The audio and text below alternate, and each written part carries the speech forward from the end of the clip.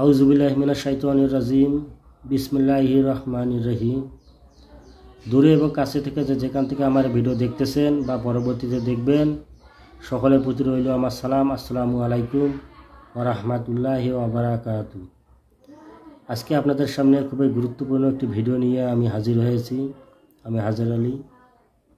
অনেক ক্ষেত্রে দেখা যায় অনেক মেয়ের বিবাহযোগ্য হয়েছে কিন্তু বিবাহের প্রস্তাব আসে না, বা অনেক ক্ষেত্রে দেখা যায় যে বিবাহের প্রস্তাব আসে ঠিক কিন্তু বিবাহ হয় না। মেয়ের বয়স অনেক উত্তীর্ণ হয়ে গেছে, সেক্ষেত্রে অভিভাবকগণ অনেক পেরেশান হয়ে পড়ে, অনেক চিন্তার বিষয় এই বিষয়টা। যার বিপদ সেই বোঝে এই বিপদটা কী।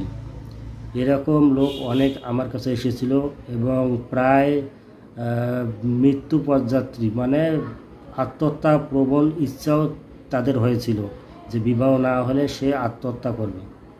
এত বয়স উত্তীর্ণ হয়ে গিয়েছিল। কেউ কেউ কুমন্ত্রণা করে বিবাহ আটকে রাখে।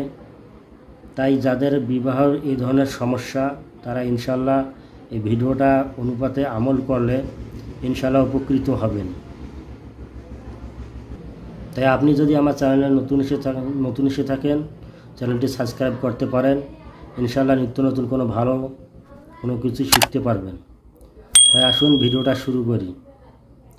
প্রথমে আপনাকে 5 ওয়াক্ত নামাজ পড়তে হবে। আপনাকে ফজর নামাজটা বিশেষ করে কন্টিনিউ পড়তে হবে।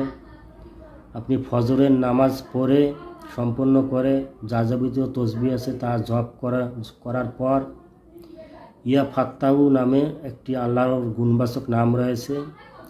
ইয়া ফাত্তাহু এসএমটি আপনি প্রতিদিন আপনি ফজরের নামাজের পরে 40 বার ডান হাত বাম হাতের উপর রেখে আপনাকে এটি পড়তে হবে। এইভাবে আপনাকে কিছুদিন আমল করতে হবে।